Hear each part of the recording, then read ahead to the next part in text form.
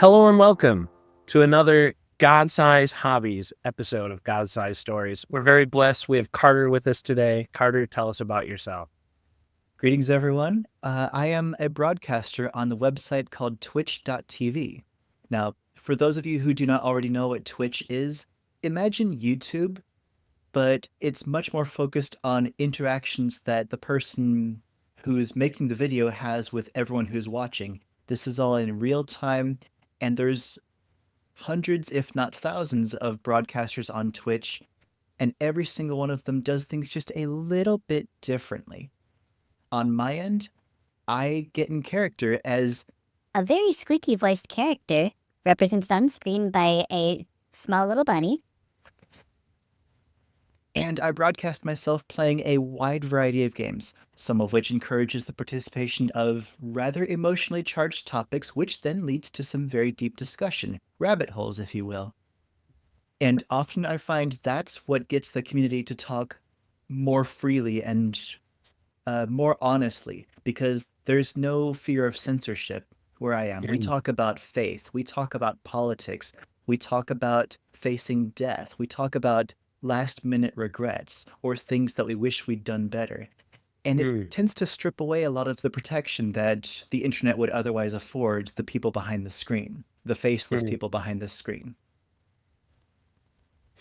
So I've been blessed to know you for a few years now, and when I first learned, you were the first person I actually have ever met that does stream. That is, it might be something you do that generates a little income, but really more it's your main hobby. And I was so interested because it's like, yeah, I would watch things like Twitch every now and then and watch streamers here and there. But as soon as I got to know you and then learn this, it's like, oh, wow, this is so much more unique and deep than, because like before I had only watched, people play like, like a first person shooter or something like that. That wasn't really as community related as like you were talking with your channel. And like, as an example for the audience, there's one stream you do most weeks that I love tuning into where you play this one game and it's literally you and your community writing letters to people that write letters in asking questions or asking for advice.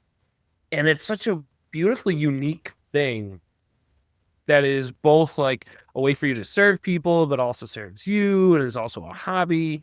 But how did you start this hobby? What started it? Well, I love that you mentioned the game that you mentioned. It's called Kind Words, and I will 100% recommend it. If you've ever heard of the newspaper column Dear Abby, people write in and ask for help, for etiquette questions, just sometimes just to be heard. That's what Kind Word is. Kind Words are for a digital audience. And I can hear some heartbreaking stories on this game because every letter that we get isn't just directly addressed to me, number one, but number two, anyone else who has the game can ask for help or can turn around and start answering questions to spread kind words. But as far as what started the hobby, I first heard of Twitch almost by accident back around Thanksgiving of 2018. And the ladder that leads to that would take even longer to describe. But I first started by watching someone who was doing a charity drive in Thanksgiving of 2018. And the audience was encouraged to donate money to a specific cause. And at certain levels of donation, the person on the broadcast would perform certain actions, whether that's dancing like they don't care in their kitchen, whether that's singing 5 seconds they could not sing, or whether that is randomly flipping the camera upside down, to give an example. So I thought, okay, well, this looks like a vibrant, wonderful community. I wonder how hard it would be to do some of this myself. Fast forward a year or two, one of the other people in that same community creates digital art, specifically character art, like Bugs Bunny, Daffy Duck kind of character art. And I thought to myself, perfect. This person also does broadcasting with a squeaky voice on. I like that idea for reasons of personal security. A bit of context to that one. I was active duty military and wasn't sure how much of me or my surroundings I could broadcast to the internet at large at that time. Yeah, military is weird about that to some people. I wonder why. No, it couldn't be for any possible good reason, right? But yeah, this artist and I got into talks about designing a character, and about that time, I started losing hearing on one side. Mm. And that was really the catalyst to cement the character design that I use on twitch.tv. The character that I broadcast with has a cybernetic ear because I figured I want to be able to, number one, stand out in a crowd of characters, and there's tons of them to stand out from, but also have a bit of a conversation started. Hey, why does your ear look different? Glad you asked. It's because that one ear doesn't quite work the same as the other one. And I'm bit of a side note here. I am grateful that God has decided to let that ear heal for the most part. I'm told that doesn't happen. Ears are weird, man. Very, very fickle beings. I also understand that I've gone rather far afield with the original question, so let's get back to it. What started the hobby? So, Yes. mentioned how I first heard of Twitch from one community, got more involved with a smaller artists community, and from there really started making connections, started making friends, people who knew my username, who knew my personality through my interactions, and whom I was able to say, hey, if I were to broadcast this, this would be the target audience that I'd want to broadcast to. Well, therein lies the challenge, because somewhere north of 95% of that audience is completely unchurched or has had very negative experiences with faith, religion, church, God, Jesus, you name it. They either want nothing to do with it or they don't know anything about it. So the first time that I went to Twitch, and at the prodding / dragging, kicking, and screaming of one of my friends, I started up a broadcast, and my very first one was Kind Words, that Dear Abby game. Nice. Unbeknownst to me, this friend was going and digitally busting people's doors down saying, hey, he's broadcasting, you need to go watch him right now. That's fun. And so what was intended to be a test stream of Kind Words turned into my very first broadcast, and that set the tone for the entire rest of my channel. That was April 4th, 2021. My birthday. But yeah, people said, hey, this is not just a calmer community within the sea of hyperactive, guns blazing, people shouting at the top of their lungs and being absolute chaos gremlins. Yep. I provide a bit of a calm respite from all of that, but also I encouraged everyone who is watching to help write these kind words with me, because you all have experiences that I will never have myself. You have experiences which lead to sympathies, which lead to wisdom that I just don't share in. If you have a way to answer this question or some kindness to share, please shout it out.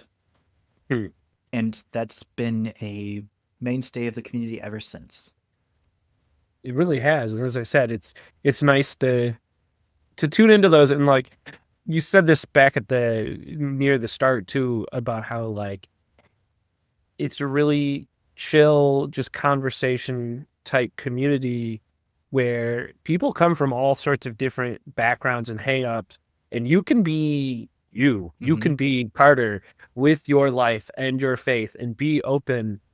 And it's a strange community that like they don't run from that, because so often, as you said, within that community where there's such a large level of hurt, a lot of people would assume immediately they're turned off, they're gone the second they find out about who you are and about how you live your life, and they like, well, no, that's not the guy I know.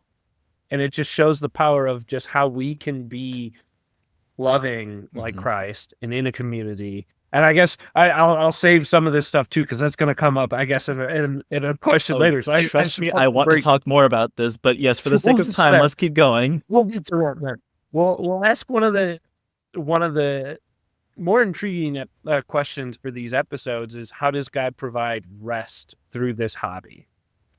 I initially struggled with how to answer this question, because it's a lot of work. And that's one thing that a lot of people who want to broadcast themselves don't realize. It's a lot of initial work with the setup. It's a lot of work to know how to network effectively. And really, anyone who wants to be a broadcaster, you are essentially panhandling in the digital realm where people have to spend less effort to click that little X button and go away than they do in the real world to avoid looking at the panhandler, right? Yeah, So that's you funny. are Makes a you lot are of a sense. digital busker. Of all things, that is the most accurate comparison I can make. So the amount of work that gets put into this, it's very easy to take an inordinate amount of pride in that. Mm. To say, look at this, look at what I have done. That's never been my goal. You mentioned earlier that even though I can generate revenue from it, that has never been the goal. Uh, as a bit of a side note, I've always been transparent with folks about what that revenue goes toward. I don't pocket any of it myself, and that's a personal choice. I put all of it into a savings account, and it helped fund my wedding, it helped fund my honeymoon, and now it's going to help fund my little boy. But getting back to the answer here, it is entirely too tempting to turn this broadcast, even just the schedule that I've set for myself, into an idol. I have to be there. People are relying on me. It is a show about me. And I've had to be called out on that lovingly by my ever so wonderful wife.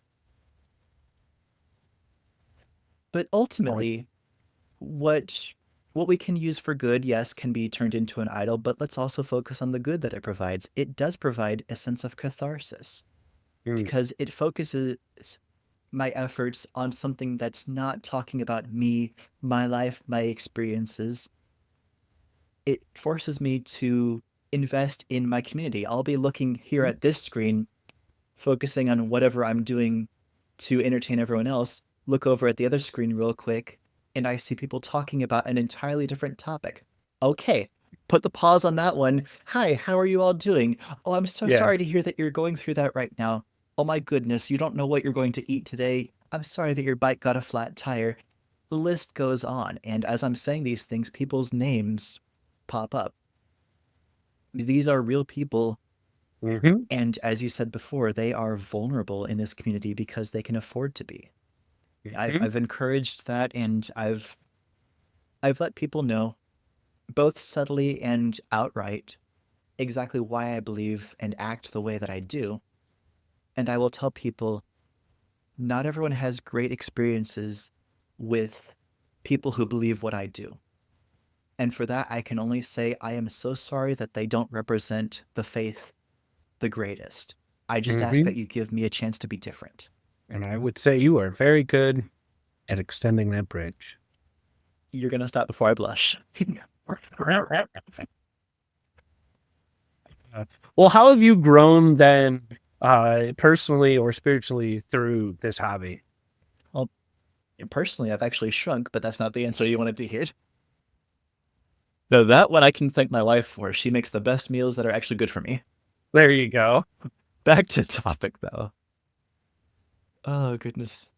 God has grown me through this hobby by sharpening my ability to think on my feet with people who may not always be the friendliest to topics of faith, of politics, of the real uncomfortable topics that a lot of other communities will just outright ban for. Hmm.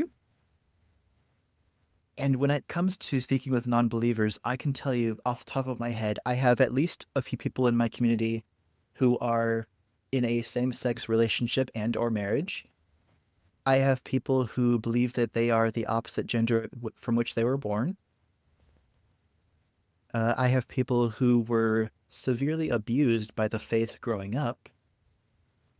And I have people who have researched all kinds of faith and just don't see strong enough evidence to decide one way or another.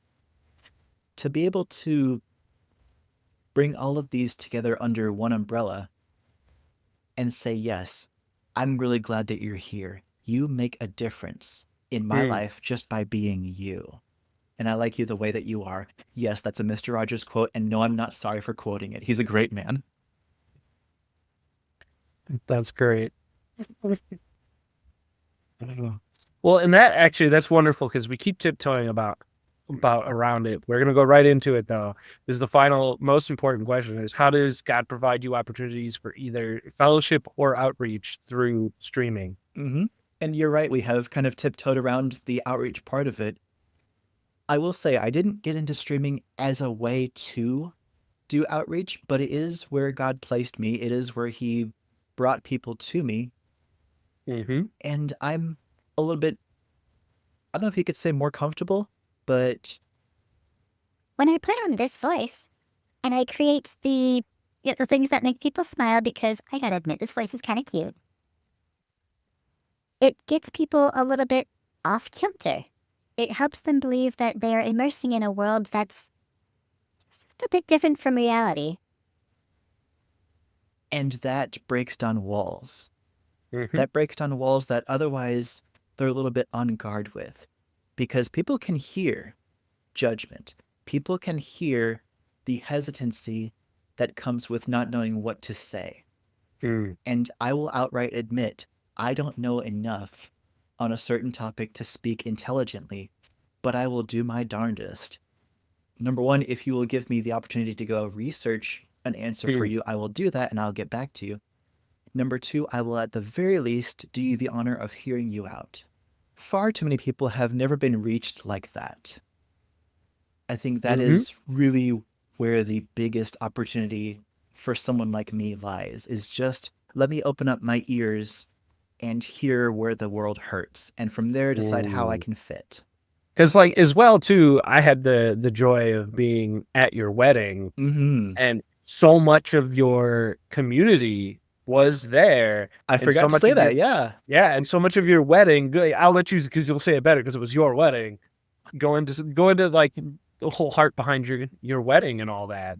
Absolutely. So everyone has a dream wedding that they want. Well, I shouldn't say everyone. Everyone who gets married has a dream wedding that they just want things to be a certain way just so. One of the best pieces of advice I was ever given when it came to wedding preparation was make a list of 3 things that must go according to plan and let everything else happen the way it does. You can have your plans, but you're not going to stress when it changes. Yes. One of the things that I absolutely had to have was the ability to live stream my wedding for people who were quite literally worldwide. I have people in Europe and in Asia who could not be at the physical wedding, but who were able to watch the broadcast, and little did I know at the time, the recorded broadcast. It was absolutely wonderful, and I made sure to get with the tech team who would be setting up that broadcast, so I had the website ready to go for anyone who wanted it. I made sure to let people know, hey, I'm sharing this with you because I trust you. It is a bit of a faux pas among the internet to use real names with each other unless there is an immense amount of trust. So I let the people know, hey, you're going to be seeing my real face, hearing my real name. I trust you with this information. Talking a little bit more about the wedding, you're absolutely right. Some people from across the nation and one from out of the nation were able to come to my wedding, to the point where I had a best man from Canada. One of my groomsmen is from Texas. Another groomsman from Florida. And a whole bunch of people just congregated in the middle of the nation because a squeaky-voiced streamer from Twitch asked them to do so. It was a really, truly, on one level convicting. On another level, no, for me, it's like, but also like super encouraging, like to see that, like going back to the thing we said before, the power that we can have. Like, this was the thing that was your hobby, and this was the thing that you had then to bring these people together from all over, not just America, but outside too, and come together, and like they heard the gospel for sure. Yeah, and absolutely. like a lot of these people, as you were saying too, like either maybe have never, or the first time in a very long time, even felt comfortable coming into a church. And it's because you invited them. You built these relationships with these people and you said it was important. So they said, if it's important to him, it's important to me. I'm coming. And it's like, that's so beautiful that I was like, man, like, there's so many people out there that just need that invite. So to kind of end up and wrap up a little bit, for people that are interested more in streaming, just in general, what's like a piece of advice or two that you would give them on how to get started with all of that? I tell a lot of folks who say, I would love to stream myself, or I'm curious what it takes to get started with this. Number one, build a network. Hmm. There are so many ways in the internet as we know it to build a network for free. And I can think of a few off the top of my head. I know Discord as a social media community is where a lot of people will, on a daily, sometimes hourly basis, check in and see what's happening with friends. There are spaces on different Discord communities where people advertise when their broadcast is going live. If I don't watch those things, I will miss out because there's a lot of people going live and I just don't have the bandwidth to keep up with their own individual Yeah. schedules, sometimes much less my own. Number two, places like Discord and Twitch offer the ability for people to organically and at a moment's notice enter into conversations with each other and to build friendships that are then continued and enriched in the broadcast. On a slightly glib note, but no less serious, 2 monitors. 2 monitors are a lifesaver for broadcasting. I'll get ready someday. That is, again, slightly glib, but it is serious. 2 monitors have been an absolute game changer. But yes, networking. Discord is one way to network. Twitch has these things called raids, RAID. And it's a completely built-in feature, free, doesn't cost anything. Person on day one of streaming can do it. It's a way to take people who were watching one stream and saying, I'm going to put you over on this person's community over here, all of a sudden, all at once. And so, me personally, when I began streaming, yeah, I had some people that I wanted to raid myself, but I also took suggestions. All right, people who know me, who've heard me talk, who know what I'm into. If you have suggestions for people that you think I would like, tell me their names when they're live at the same time as me, and we'll raid them.